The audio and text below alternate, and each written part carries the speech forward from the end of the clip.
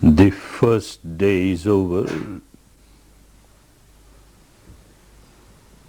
You have 9 more left to work. To work very hard. To get the best result of your stay here, you have to work very hard. Diligently, ardently,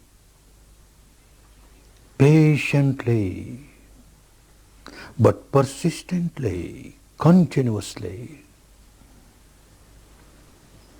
It is your own hard work which will give you the best fruits of your stay here. Nothing else. Your own hard work. From morning 4, 4:30 till night 9, 9:30, you have to keep on working very diligently, continuously. Of course, every evening from 1 to 1.5 hours, there will be these Dhamma talks.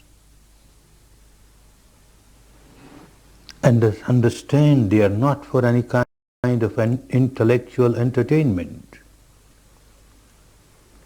They are just for you to understand the technique, what it is, how you have to work.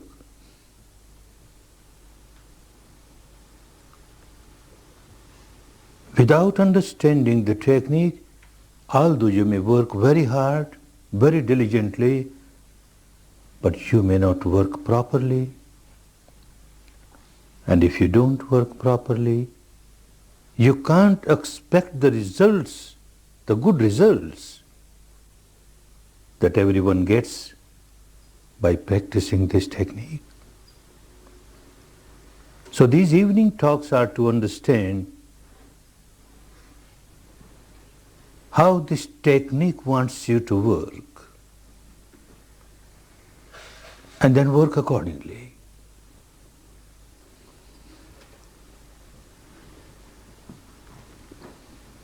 You started your work, observing respiration, the incoming breath, the outgoing breath, as it comes in naturally, as it goes out naturally.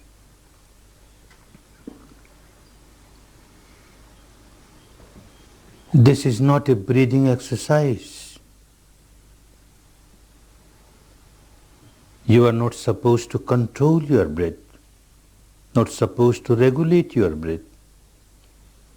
This is not the practice of what is called pranayama, where it is necessary to regulate the breath. Different techniques have different peculiarities, specialities. We are not here to condemn other techniques, but while you are here to give a fair trial to this technique, you are here to give full justice to this technique, you must understand the speciality of this technique, the peculiarity of this technique, and adhere to this peculiarity and work exactly as this technique wants you to work. Don't try to regulate your breath, natural breath. If it is deep, you are aware, it is deep. If it is shallow, you are aware, it is shallow. If it passes through the left nostril, you are aware, it is passing through the left nostril. If it passes through the right nostril, you are just aware, it is passing through the right nostril. If it is passing through both the nostrils simultaneously, you are just aware, passing through both the nostrils simultaneously. That's all. Don't interfere with the natural flow of the breath. Let the nature play its own role. And your role is just observe. Just observe the reality as it is. Not as you would like it to be, but as it is.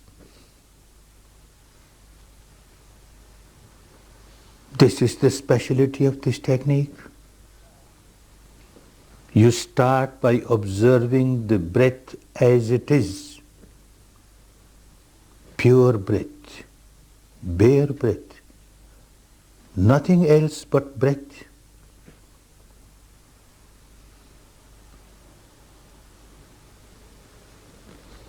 I know with the experience of thousands of students who come to the courses that the first day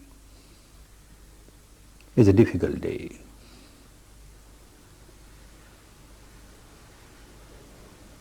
Some complain about pains in the leg or ache in the back or headache or this discomfort or that discomfort. Natural. One basic reason is that your body and your mind, both, have become prisoners of their own habit pattern of life. Now you are doing something to which they are not accustomed. So they start resenting, they start revolting. The body starts revolting. I don't like it. The mind starts revolting. I don't like it. So you feel very uncomfortable. Natural. But that is one reason, a minor reason. The major reason of your discomfort is this technique itself. Because you started working exactly as this technique wants you to work, these difficulties, discomforts, inconveniences have started manifesting themselves. Because you started observing natural breath, normal breath, bare breath, nothing but breath.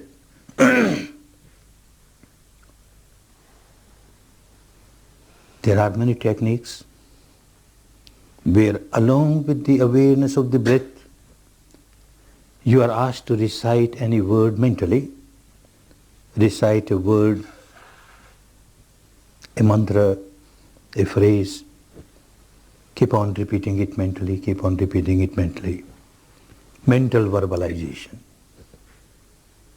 It helps. I know with my own experience, because I have passed through that process. And I also heard from many others who have this experience, and therefore I accept it, that if you add some word and start repeating it, any word, along with the awareness of breath, your mind calms down easily. It gets concentrated easily. Similarly, there are techniques where along with the awareness of the breath, one is asked to visualize, imagine a shape, a form, a shape or form of this god or that goddess, founder of this religion or that religion, in whom you have great deep respect and devotion. You keep on imagining that shape, that form. And again you will find that your mind is getting concentrated easily. Your discomforts are passing away. Mind is quietening, becomes more and more tranquil. gets more and more concentrated. Knowing this with my own experience and also the experience of so many others, and yet I say, don't use any verbalization, don't use any visualization, just observe the breath, bare breath, nothing but breath. Why? There must be some valid reasons for that, and there are valid reasons. To understand that, first it should be clear as to what is the goal of this technique of meditation. What is the aim? If the aim of the meditation was to get the mind concentrated, to calm down the chattering mind, well, certainly one must use some kind of verbalization or some kind of visualization or imagination. Nothing wrong. But so far as this technique is concerned, concentration of the mind, quietening the mind, is just an aid, a means. This is not the final goal. The final goal is to purify the mind. And purify the mind not just at the surface level, but purify the mind at the deepest level, the root level. To change the behavior pattern of the mind, the present behavior pattern, which keeps on remaining agitated all the time. Something unwanted happens in the life, and they keep on happening. One starts tying knots, starts building up tensions, starts generating negativities. Something wanted does not happen in the life. Some obstacle has come. And again one starts tying knots, building up tensions, starts generating negativities, anger, hatred, ill will, animosity, etc., etc. Tying knots all the time.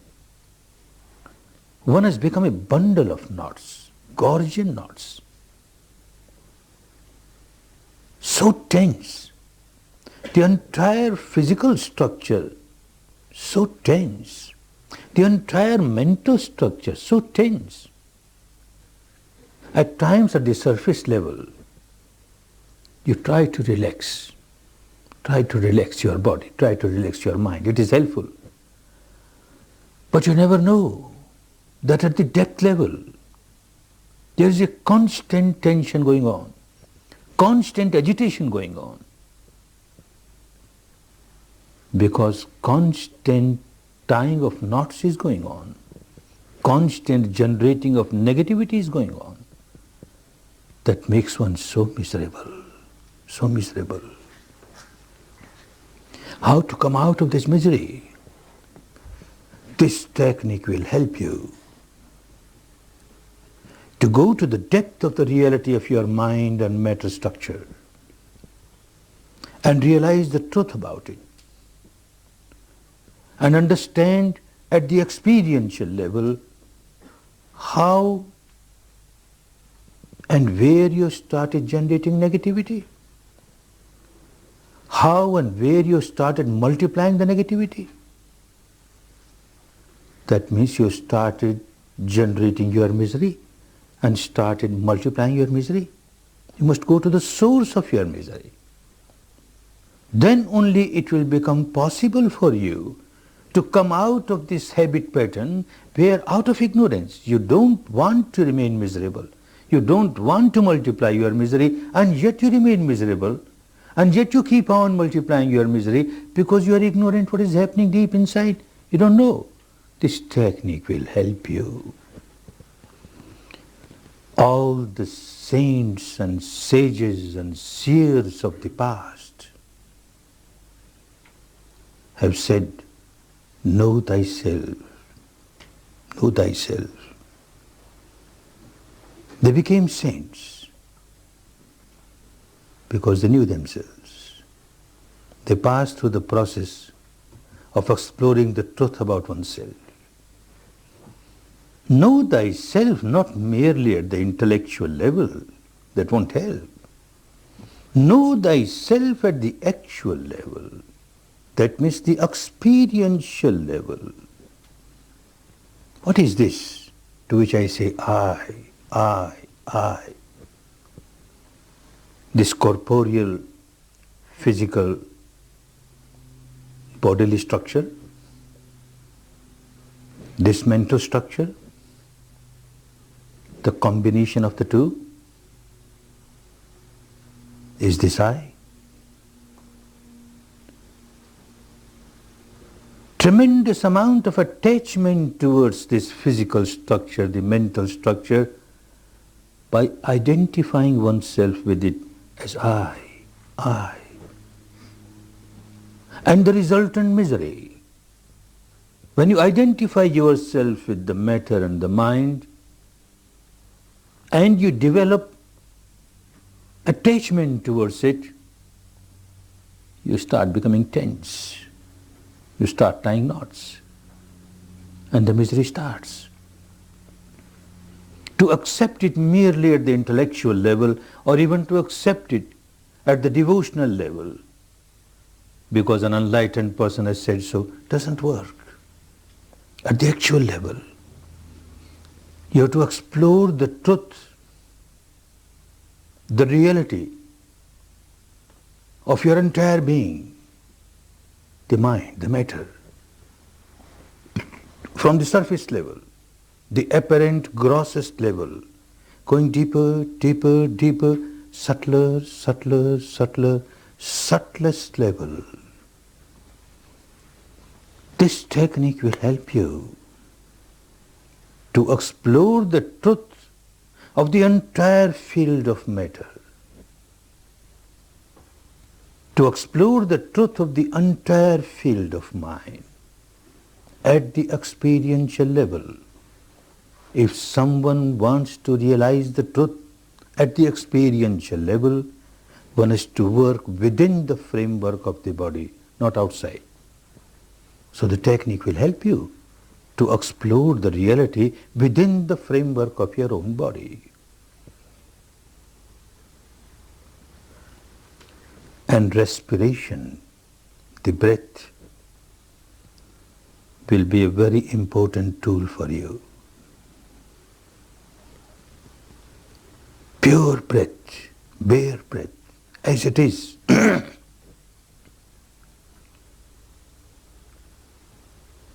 One reason why we do not want you to have any verbalization or visualization is, of course, a minor reason, but still an important reason is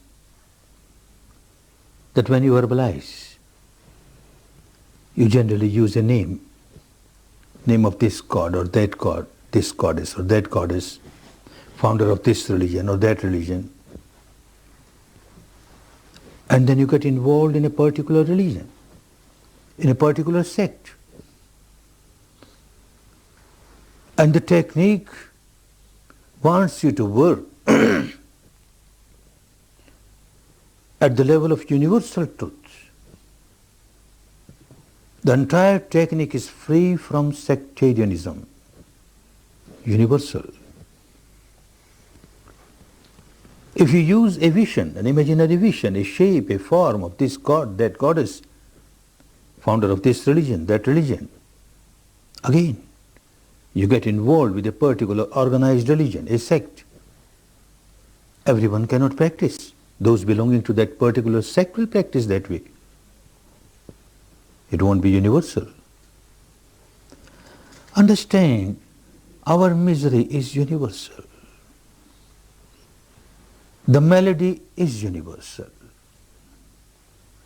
When someone generates negativity, anger or hatred or ill will, passion, fear, ego, any negativity, one becomes tense, becomes miserable. This applies to everyone. When you generate anger, what label can you give to this anger? That now this anger which has arisen is a Christian anger, or this is a Jewish anger, or a Hindu anger, or a Buddhist anger, or an American anger, or an English anger, or a Russian anger. Anger is anger. And the misery that one experiences because of this negativity, again you can't label it a Hindu misery, or a Muslim misery, or a Christian misery, or a Jewish misery. Misery is misery, universal. The malady is universal. The remedy has to be universal. Sectarian remedy cannot help.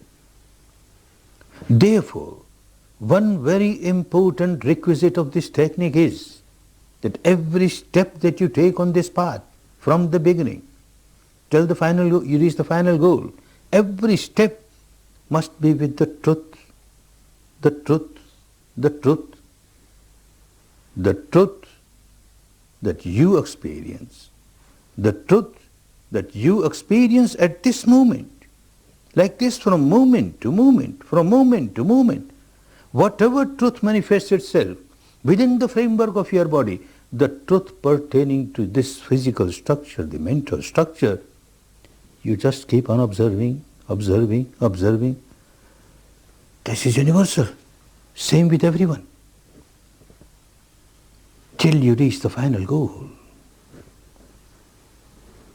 Don't mix up with any belief or dogma or cult or philosophy of this tradition or that tradition, however correct they may be, however true they may be. The reality that you have not experienced is no reality for you. The reality experienced by an enlightened person, the Buddha, or say Christ, or say Muhammad, is the reality for those people, not for you. When you reach that stage and realize yourself, it becomes a reality for you, not till then. So work with the reality that you experience directly within the framework of your body, from moment to moment, from moment to moment. The breath that you are experiencing from moment to moment, breathing in.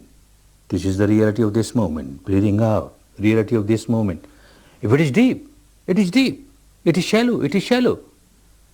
Then it is a universal object, not a sectarian object.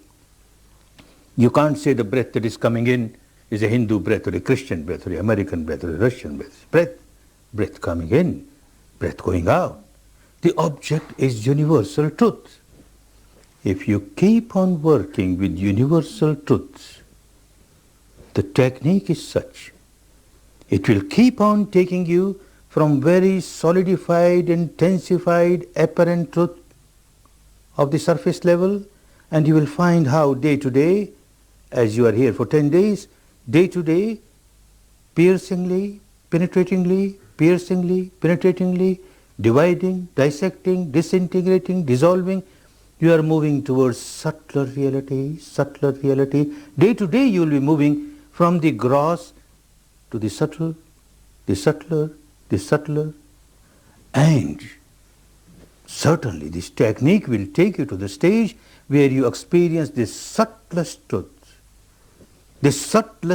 pertaining to the matter at the experiential level, this subtlest truth pertaining to the mind at the experiential level, this subtlest truth pertaining to the mental contents at your experience level. And then a time will come when you have explored the entire field of mind and matter, you will be able to transcend that field and experience something which is beyond mind and matter. No words can explain what it is. It has to be witnessed, to be experienced, the ultimate truth. And the whole process is a process which will make you realize the truth about your own self. Know thyself. The process of knowing yourself becomes a process of knowing the law, the nature, the universal law of nature. Then you start understanding the universal law of nature as you experience the truth within yourself. The universal law which governs the entire universe, animate, inanimate, which is applicable to everyone, everything, that becomes so clear. This universal law punishes us as soon as we break the law. Anyone who breaks the law is punished then and there. And when we start living in line with the law, as the law wants us to live, this very law starts rewarding us. This will become so clear. Exploring the truth about yourself, the physical truth, the mental truth, the combination of the two, the interaction going on every moment. When you keep on observing it as this technique wants you to observe properly without mixing up anything, everything will become so clear. The nature will start revealing itself. The entire law will start revealing itself. The truth of the world, the universe, will become so clear. The law of the universe will become so clear. And then it will become so easy to live in line with this law, as the law wants us to live. And the life will be full of happiness, peace, harmony. Not just at the surface level of the mind, the entire being, mind and matter, the combination of the two, will be full of peace, harmony, happiness. This is the goal of this technique. Not that in 10 days you will reach the final goal, but within 10 days you will grasp the technique how to work to explore the reality within yourself, moving step by step, always from the gross reality towards the subtler,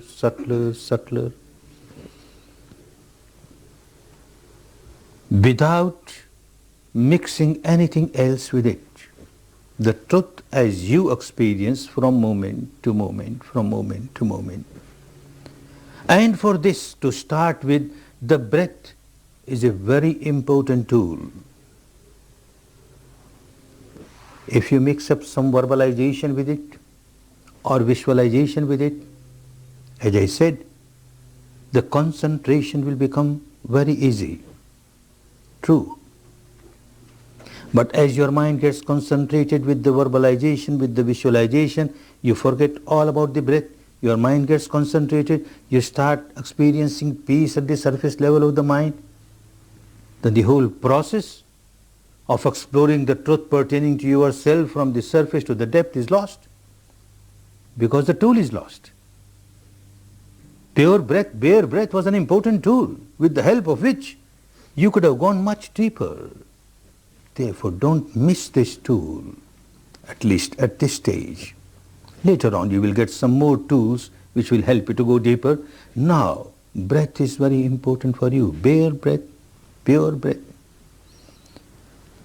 Like you want to explore the truth about your body. What one knows about one's body. One may have read books on physiology or anatomy, and might have seen charts, this or that. That doesn't mean that you know. You don't know at the experiential level. It is just an intellectual game. At the experiential level, you know so little about your body. You know something about the external organs, the limbs, the eyes, etc., how they work, how they function. They work according to your wishes, according to your desires, according to your commands. If you want your eyes to get open, it opens up, close, your hands raised, your leg move, whatever wish you have. According to that, these limbs, these organs outside, they start working. But how about organs inside? The heart, the lungs, kidney, liver, etc. They don't work according to your wishes, your desire, your command. If you give a command to your heart, stop beating, it won't stop. If you say you slow down, it won't slow down. If you want it to become fast, it won't become fast. You have no command over it. You have no control over it. What to talk of these big organs inside? The entire material structure, the physical structure, the corporeal structure is made up of tiny little atoms, subatomic particles. And every particle has some activity or the other. Every moment something is happening there. You are not knowing because you are not experienced. This technique will help you to experience that. But you have no control over that. It is just happening naturally. Oh, so you know something about this physical structure at the surface level, at the external level, where things happen intentionally as well as unintentionally. But you know nothing about things which are happening inside unintentionally. They are just happening. You have no control over them. The enlightened one found a tool with the help of which you start experiencing the reality within the framework of the body inside what's happening. This tool, the breath. Like someone living on this bank of the river, more or less knows about the reality of this bank of the river because this person has lived there, is living there. Someone else crosses the river and goes to the other bank of the river and returns and speaks very high of the other bank. Oh, wonderful, wonderful. And one feels like enjoying it, witnessing it. But one sits at this bank of the river with folded hands, moist eyes, choking voice, starts praying, craving, crying. Oh, other bank, please come here. Oh, other bank, please come here. I want to witness you. I want to enjoy you. I won't come there. You come here. Whole life this person may keep on crying. It doesn't happen. Can't happen. The only way for someone to witness the truth of the other bank is to leave this bank, cross the river and reach the other bank. So simple. You require a bridge which connects this bank with the other bank, with the help of which you can enjoy and witness the other bank. This breath works like a bridge. This known field of your physical structure.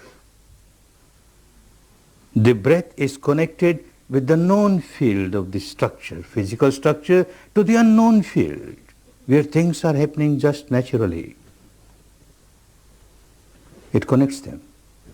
This is one activity of the body which works both ways, intentionally as well as unintentionally.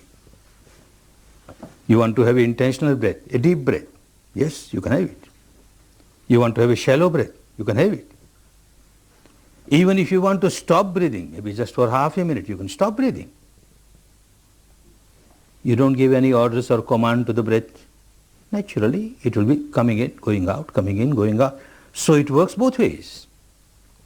That is why you make use of the breath. And with the help of the breath, you go to the other shore, the other bank of the reality of this physical structure. And this is what you started doing during these 10 days. Many more realities pertaining to your physical structure will manifest themselves. Accept them only when you experience, not because of these discourses, not because your teacher says so, not because any particular scripture says so, not because a scientist says so, not because the enlightened one Buddha says so. Your own experience, with your own experience, moment to moment, moment to moment. The breath will help you. And very soon, you will start understanding that the breath also helps you to explore the mental field. Initially it will look, the breath is a physical function, coming in, going out. But very soon you start realizing it has got so much to do with the mind. And it has got so much to do with the mental impurities, the defilements, the negativities. As you practice, you will start realizing then when your mind starts rolling in any negativity, anger, hatred, ill will, animosity, passion, fear, anything, the respiration, the breath loses its normality. It is no more normal. It becomes slightly hard. It becomes slightly fast. And when that particular negativity has passed away, you find the breath has again become normal. Your breath is strongly related to your mind also, and the mental negativities also. It will become clearer and clearer. And you are here to go to the source of your problem, your day-to-day problem. That means the origin of your negativities. This breath will help you at the mental level to go to the depth of your problem where the negativity arises. It will help you to explore the reality about your mind also. At the material level, you were just observing the whole day, the breath coming in, the breath going out, coming in, going out, passing through left nostril, passing through right nostril, passing through both the nostrils, deep, shallow, whatever it is, you are observing it. That was, you are observing the truth about the physical structure. Tonight, tomorrow whole day, you will start experiencing the truth about the physical structure at a little subtler level, deeper level. It is there all the time, but you never experienced it. Now you will start experiencing it. Understand the exploration at this stage is a small area. You have to explore the reality within this limited area with the base of the upper lip covering the entire area of nostrils. You are keeping your attention at the entrance of the nostrils and the passages inside the nostrils. The breath passes over this area and you are aware of it. Now within this limited area, see, if the area is smaller, you will notice that because you are working on a smaller area, your mind is becoming sharper and sharper, subtler and subtler, sharper and sharper, more and more sensitive, starts feeling subtler realities. If you have bigger area to work upon, the mind does not become sharp so easily. That is why the enlightened one wanted you to work on a small area. After 1 or 2 days, you will narrow down this area also. Narrower the area of your awareness, sharper the mind is bound to become. Mind becomes sharper and sharper to feel subtler realities. Tonight and tomorrow you will start feeling, you might have started feeling even today, you will start feeling the touch of the breath, touch of the incoming breath, touch of the outgoing breath. Anywhere within this limited area. Not necessary it should touch everywhere. Anywhere on the inner walls of the nostrils, or maybe on the outer rings of the nostrils, or maybe on the area below the nostrils above the upper lip. Within this limited area, anywhere you feel the touch, you are just aware, do nothing. The whole technique is just be aware, just be aware. If you feel a touch, you are aware, there is a touch. If you don't feel, you don't feel, you are just aware, the breath coming in, going out, but give importance to the touch. And then you will notice, day after tomorrow, you started feeling still subtler reality, and the day after, still subtler reality. Like this, you will move from the gross reality to the subtle reality, the subtler, the subtler, the subtlest, pertaining to this corporeal body, and so also pertaining to the mind. Today nobody told you to observe your mind, but unintentionally you started observing your mind. You noticed what kind of mind I am carrying. You were asked to observe your respiration. You observe hardly 2 respiration and gone. This mind is gone somewhere. And after a long time you realize, oh, where it is gone? I was here to observe my breath, and again you bring it. Again after 1 or 2 breaths, gone somewhere. And again you realize you bring it back. And not only that, when you find this mind wandering again and again, a flickering mind, you feel so agitated. What kind of mind I am carrying? It cannot work this ordinary work just to observe. It has nothing to do. Respiration is there. It's not a breathing exercise that you get fatigued because of that. It is there. And your job is just observe. It's just happening. You're sitting on the bank of the river. The river is flowing. What do you have to do? And still, it cannot do even this easy job. You feel very frustrated. You generate agitation, irritation. Oh no, no. Then you are going against the technique. This is your own habit pattern of the mind, that when something unwanted happens, you react. You react with irritation, with agitation, with negativity, and this is what you started doing. Now you want the mind to get concentrated, and look, it is not concentrated. So you start reacting. Oh no, no, no. The technique wants you just accept the fact. Mind has wandered away. At this moment, the mind has wandered away. Smilingly accept it, wandered away. So what? The breath is still there. I come back to breath. Come back to breath. Again it wanders away. Again come back to breath. Very soon you will realize that as soon as you accept the fact the mind has wandered away, you won't have to pull it back to the breath. It just comes. It will come automatically. You just accept the fact mind has wandered away. Enough. It will come back to the breath. So you started observing your mind, the nature of your mind. It keeps on wandering. What a fleeting mind, a flickering mind, a wandering mind. Another reality. Where does it wander? Oh, so many objects. You can't keep a diary. You're not allowed to keep a diary here, but even if you were allowed, not possible for anyone to keep a diary where it wandered. Every moment it is somewhere on the sky or somewhere in another world altogether. You can't keep a diary. But still, carefully if you notice, you will find there are only two fields for this mind to wander. The field of the past memories, the field of the future. A memory will arise in your mind, this memory or that memory. At this moment, this memory, later on maybe some other memory. But some memory, it so happened. Oh, so-and-so insulted me in the past. So-and-so abused me. At that time I didn't know what to do. Now this fellow insults me. I will retort like this. I will reply like this. I will do like, and start rolling in future. And you keep on rolling in future. Again suddenly a thought of the past comes. And you start rolling in the past. Again you jump to the future. And you keep on rolling in the future. This is the habit pattern of my mind. It keeps on rolling in the past or rolling in the future. It does not want to live in the present. And one has to live in the present. How can you live in the past?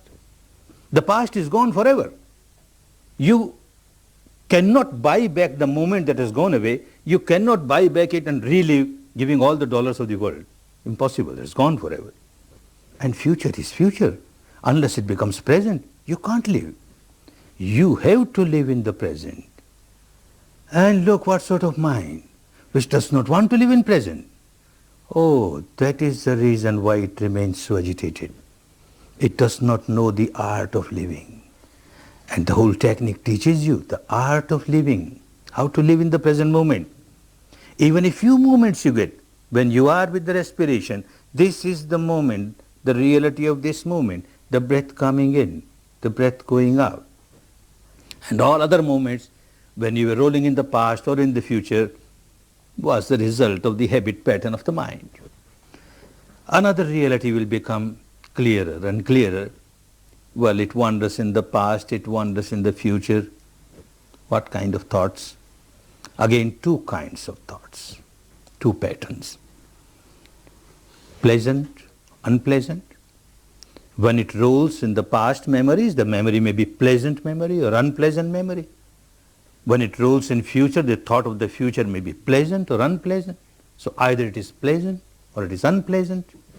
Then you will notice that when it has started rolling in something pleasant of the past or of the future, then a part of the mind has started reacting.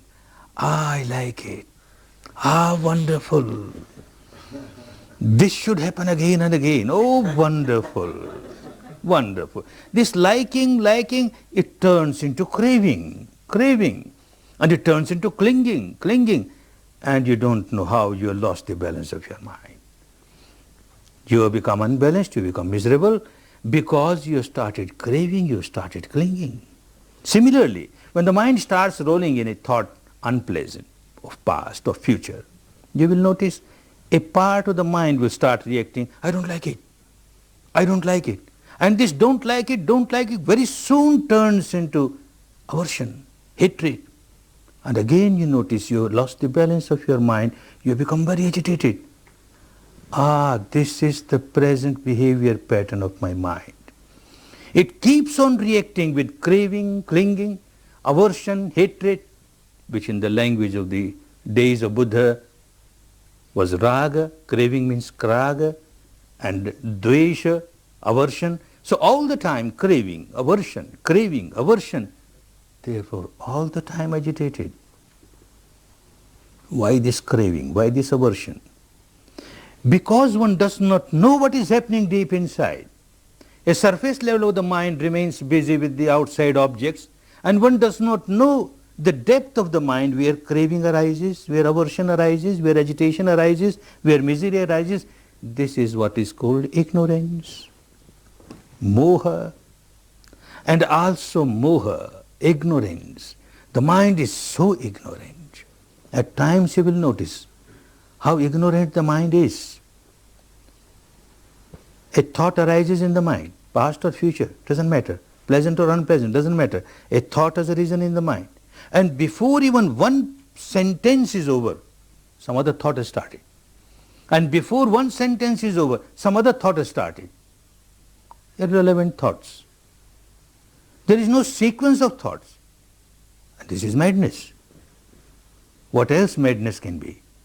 When you say somebody, an insane person, a mad person, this person is mad, this person is insane because this person has no sequence of thoughts. An example, an insane person, hungry from last 4 days, you feel compassionate, you offer him a plate full of food. Very happy, he sits down because he is hungry. He takes just one morsel of the food, and before this morsel reaches the mouth, his thought pattern has changed. Now he starts thinking, I am in a bathroom, I am taking bath, and this is a soap cake. Starts rubbing it on his body. And before that is over, another thought starts coming. This person who has come is my enemy, and he has come to kill me. And before he kills me, I should kill him. And how to kill him?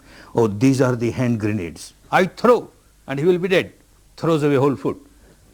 This is a mad person, insane person. He has got no sequence of thought. Everyone will realize how insane one is. You got no sequence of thoughts. One thing starts and then suddenly something else will start and then suddenly something else will start. Madness. And this is called moha, ignorance.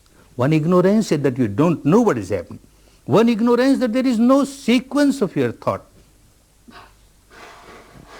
Well, even if there's a sequence of thought, you don't know how you are generating negativity in your mind and how you are generating misery. This will become clearer and clearer at the experiential level as you go deeper, as you go deeper.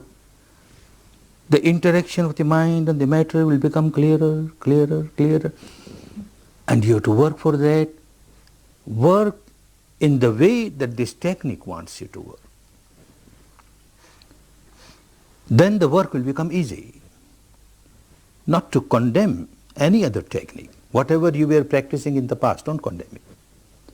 You were involved in rites or rituals or religious ceremonies, don't condemn. But for these 10 days, you have come here to give a fair trial to this technique, to get best result of your 10 days, to give 10 days of the life. For a householder, it's not easy. Multifarious responsibility of the householder. And to leave all that aside, and then just come here to explore what is this breath and what is this body and what is this mind, what's the purpose? A very important purpose which helps you to learn the art of living, how to live peacefully and harmoniously, peace and harmony within, and how to generate nothing but peace and harmony for others. Now when you generate negativity, you become miserable. Everyone who generates negativity bound to become miserable, and one does not keep this misery limited to oneself. When you generate negativity and become miserable, you start throwing this misery on others. You make the entire atmosphere around you so tense. Anyone who comes in contact with you at that time becomes tense, becomes miserable. This is not the proper way of life. The art of life is missing. And Vipassana will teach you the art of life. A way of life, a proper way of life, a code of conduct. How to live peacefully and harmoniously within. And how to generate nothing but peace and harmony for others. And that is possible only when you explore the truth of the nature, the present nature of your own mind and matter, the nature of the law of the universe, all that has to be experienced. Then you will find a change has started coming in you, a change for better, for which you have to work hard. And for that, there are certain important advices, some warnings for you, so that you make best use of your next 9 days. One very important thing is that this is a very serious job that you are doing. It is actually a deep surgical operation of your own mind, deep surgical operation. And when you do deep surgical operation, very deep-rooted complexes start coming up on the surface. Natural. When you cut open the wound, the pus starts coming up on the surface. It is for your good. But the whole process of cutting the wound and taking the pus out is unpleasant. You have to face it, accept it, bravely. I have to cut open the wound to take out the pus. And every unpleasant experience that you have, bear it smilingly, because it is for your good. As I said, the discomforts that you started experiencing today is a part of the game. You started making the operation of the mind. The wound is cut and the pus has started coming up on the surface. And you have to face the music now. Face it. Face it smilingly. You have to face. Example. Back in the East, when a housewife prepares food, they use the fireplace using charcoal, the burning charcoal. The food is cooked. And now this fire is not needed, and they want to use this charcoal again for the next cooking. To extinguish the fire, they take handful of water and throw on those burning charcoals. The nature of the charcoal, hot, so hot, burning hot. Nature of this water, so cold. As they come in contact, this cold, this hot, great impact, great reaction. And there is a great reaction, chung. There is a sound of chung comes there. You throw another handful of water. Again chung. You keep on throwing handful of water, chung, chung, chung, till the temperature of the charcoal has come in line with the temperature of your water. It is no more hot. Then you may throw a bucket full of water. No chung. So understand, this is chung of your body. That moment, maybe you are working for 1 hour. You will have maybe one moment when your mind is just with your breath. Coming in, going out, reality of this moment. There is no ignorance, this is the truth, there is no imagination involved, and no craving, no aversion. When a breath is coming in, you don't start craving, I want more breath, more breath. It is there, no use craving. And when the breath is going out, you don't start saying, I don't want breath, It is going out to come back, it goes out to come back. You just remain equanimous, you just observe.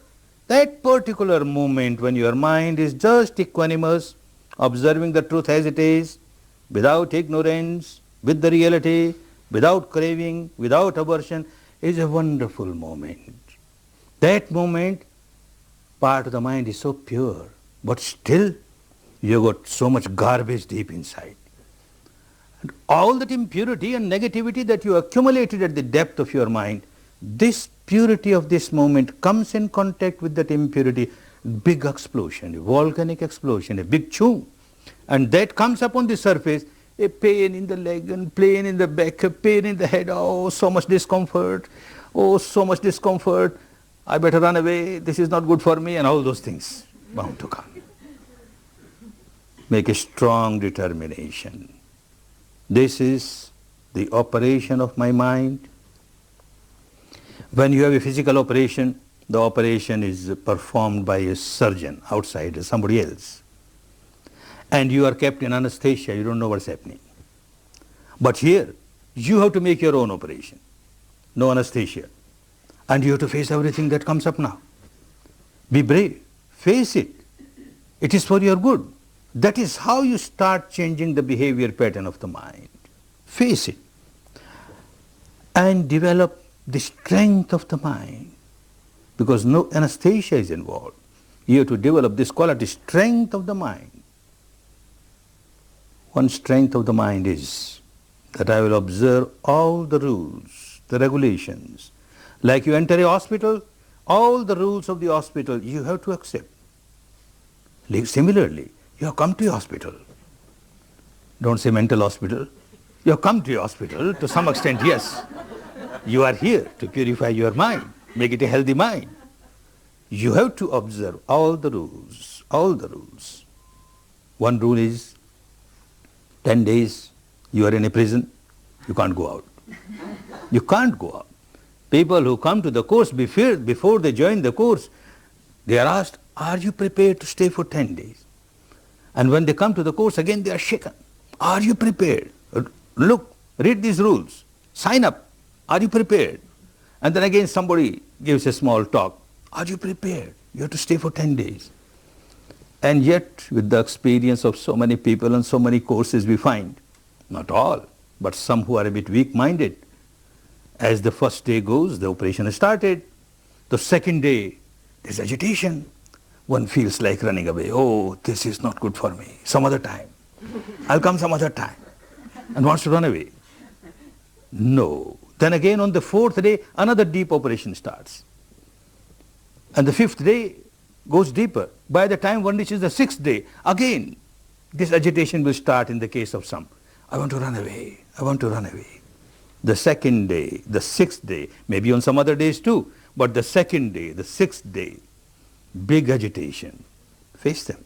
Face these agitations bravely with a determination. I am here for 10 days. I have to take out this garbage from deep inside. All the pus of my wound should come out. It is unpleasant, but it is good for me. I will face it. As you go to your hospital where a surgical operation of the body is going on, you have half the operation, then you say to the surgeon, no, enough. Now I'll come again and have it operated. Nothing doing, the surgeon won't allow. So also the surgeon here won't allow. No teacher will allow you in the midst of the course to go away. So have a strong determination that I won't go away, let anything happen. Another strong determination that I will abide by all the rules, especially the timetable. I am supposed to be in the hall at 8 a.m. I must be here couple of minutes earlier. 8 a.m. I am sitting cross-legged. I've started my meditation. You come gossiping, talking, lingering, saying here, saying there, and reach 10 minutes late, 15. This doesn't work. 8 o'clock, 8 o'clock. You must start at 8 o'clock. Time is very important. Every minute is so precious for you. And then, meditation period. You have to meditate. 8 to 11, meditate. Not that now there is time, I have sat for 1 hour, enough, now let me wash my clothes, let me take a bath, let me do this. Oh, nothing doing. Meditation period, meditation period. Strong determination. Another strong determination, 3 times a day. Morning 8 to 9, afternoon 2:30 to 3:30, and evening 6 to 7. You are in the hall. Let anything happen. I make a determination, I won't go out of the hall. I may keep on changing my posture, doesn't matter. Later on, after 3-4 days, you won't even change the posture. Don't get frightened by that now. Now at this stage, you can change the posture, but remain in the hall. This will give you the strength of the mind. Your determination helps you, a strong determination. Another warning, that you are asked to lie down, take rest. Whenever you feel very tired, in your residential quarters, you take rest. You are lying down, and you are told not more than 5 minutes. You feel so comfortable lying down. And you say, why 5 minutes? Perhaps this restriction is for ignorant persons. I'm quite smart. I don't feel drowsy. I know, I'm aware of my respiration. So what? 10 minutes. So what? I'm aware of my respiration. I'm a very smart chap. All right. 15 minutes. You feel drowsy. 20 minutes. Half an hour, you start snoring. And then somebody else in your dormitory finds you are snoring. Ah, wonderful. I to lie down. Snoring. The whole dormitory will become full of snoring dormitory. The whole camp, the meditation center will become snoring meditation center. You are here to remain awakened, alert, all the time, every moment, not more than 5 minutes. Sit more and more, work in a sitting posture. Another risk, another danger. Work inside at this stage, work indoors. If you sit and meditate outside in the open sun, with open air, not healthy. Later on, of course, a Buddha becomes Buddha sitting under a tree, open sky. But that requires a lot of maturity in meditation. At this stage, if you sit outside during meditation hours, the breeze that touches your nostrils or the area below the nostrils will not allow you to feel the subtle touch of your own breath. So don't sit outside. During recess periods, all right. Or even with closed eyes, there is a light on your eyes, closed eyes, and you can't go deeper because of that. So always work inside. That is a very important thing for you. And then another danger. Now staying here for 24 hours, you have come to know that there is no dinner here. And 11 o'clock when you are in your queue for your lunch, then you think of your dinner. No dinner here. I am accustomed to take one full plate in my lunch, one full plate in my dinner, and I am not getting dinner here. I better take my dinner now. 2 plates. One for the dinner, one for the lunch. And my teacher keeps on saying, you have to fight out your own battle, you have to fight out your own battle. I must be physically strong to fight my battle. 3 plates. Dangerous. You can't meditate. Impossible. If you are accustomed to take one full plate in one meal, take 3/4. 1/4 of your stomach should always remain empty, 24 hours. Then you can meditate better. Don't fill it. Overfilling is out of question. Don't fill it. Keep 1/4 of the stomach empty. This will help you. Another warning. Complete silence is very important. Very important. You have seen your mind working for one day. What a chatterbox it is. Keeps on chattering. And then you start talking to somebody else. Of course, if you have got any problem pertaining to technique, you are always free to come and discuss with the assistant teachers. Any real problem pertaining to management, you can have a few words with the management, but amongst yourselves, no talking. No communication even at the level of glances or gestures. Just remain within yourself. The reality within yourself is so important for you. You have been extrovert the whole life. Now you learn how to observe the truth inside. If you start communicating with the fellow student, then you started creating problem for you. This chattering mind gets some more food for chattering.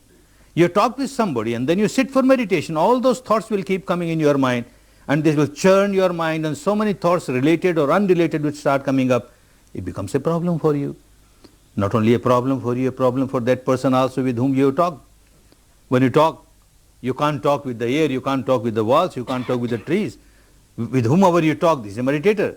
And you give some more chattering food to this person also. All right, you keep on chattering for some time. You created problem for others. You created problem for others, other meditators. 2 of you start chattering and that noise disturbs so many students. No talking, complete silence, and you will know the benefit of this silence. This silence is also important for another reason. Yesterday I took a vow. 5 precepts. Very easy to observe other precepts, not to kill, not to steal, not to have any sexual activities, etc. But not to speak lies. Whenever you speak, because of the old habit, you may exaggerate, you may hide something, and you have broken one of your Shila. Out of those 5 foundation stones, even one foundation is shaken, your meditation will become weak. Don't do that. Silence, complete silence, and you will notice it is of much help to you, very much help. Another very important thing, Don't mix up anything with this technique. You surrendered yourself to this technique for 10 days. After 10 days, you are your own master. But for 10 days, you surrendered yourself. Don't mix up anything with it. I read something there in this way, Vipassana, these people say Vipassana is like this people say Satipatthana is like this, or my tradition says meditation of this type, or this verbalization, this visualization, this imagination. Why not do little bit of that and little bit of this? Dangerous, very dangerous. It is risky. An example, someone is accustomed to ride a white horse, his own white horse, and he gets another black horse, and somebody says, you just try this black horse, this is a very good horse. And you say, yes, I will try, but I won't leave my horse. One leg on my horse and one leg on your horse, and let me try. Dangerous. One is accustomed to travel in his own boat, in her own boat. Somebody offers another boat, very convenient, his fast boat, good boat. All right, I'll try it. But one leg in my boat and one leg in your boat, more dangerous, more dangerous. Much more dangerous is one leg in this technique and one leg in the other technique. For 10 days, don't do that. Just work exactly as you are asked to work, for your own safety. We have seen cases in spite of repeated warnings,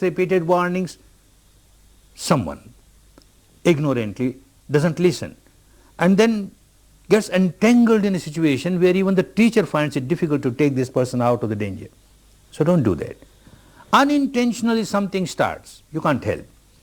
There was your past practice, say with a word, verbalizing or visualizing, and because of the past habit it starts happening along with the breath, and when you realize, you say, oh no, no verbalization in this technique, no visualization, and you come out of it.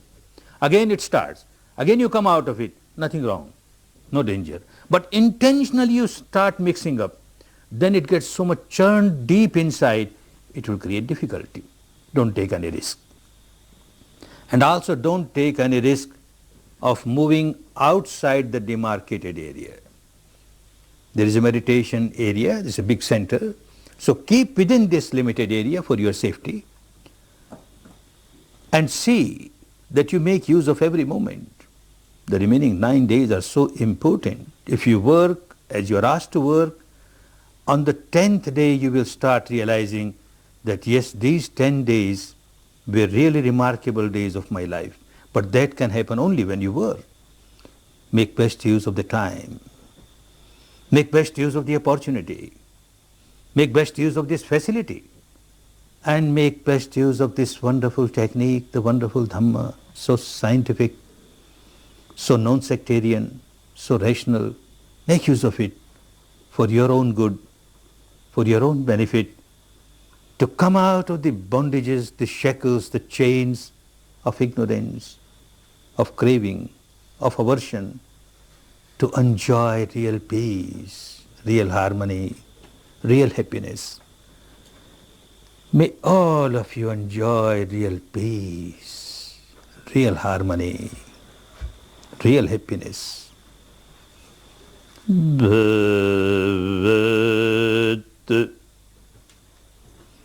Sarva Mangalang Bhavat Sarva Mangalang Bhavatu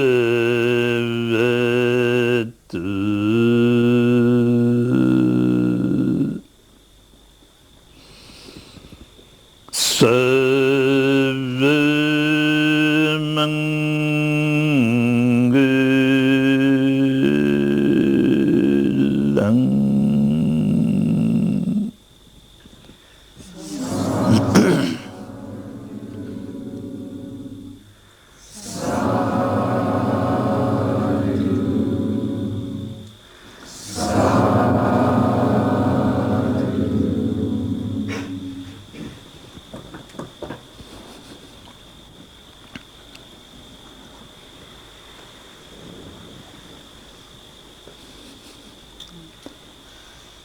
A few words of explanation for the benefit of new students. Just now you noticed, and you will be noticing again and again, where you heard me chanting 3 times these 3 words, Bhavatu, Sabba, Mangalam. And the old students giving the response saying Sadhu, Sadhu, Sadhu. Don't take it as a rite or a ritual. Understand what it is. According to the technique of Vipassana, as one keeps developing in it, whenever one performs any wholesome action, which is good for oneself and good for others, at the physical level or vocal level or mental level, when one finishes that particular wholesome action, one develops love and compassion and goodwill for others. May this wholesome action of mine result in the good of others. So bhavatu sabba mangalam, may all be happy, may all be happy, may all be happy. Then those who listen, they also generate and develop this quality of love, compassion and goodwill. And with that love and compassion and goodwill for others, they respond, Sadhu, oh well said, well done. We are also with your good wishes. We also want, may all beings be happy. If you develop this kind of positive feeling of love, compassion for others, then say Sadhu, Sadhu, Sadhu. Otherwise not. Don't make it a rite or a ritual. Now you may take rest for about 5 minutes and then you start again. Take rest for about 5 minutes.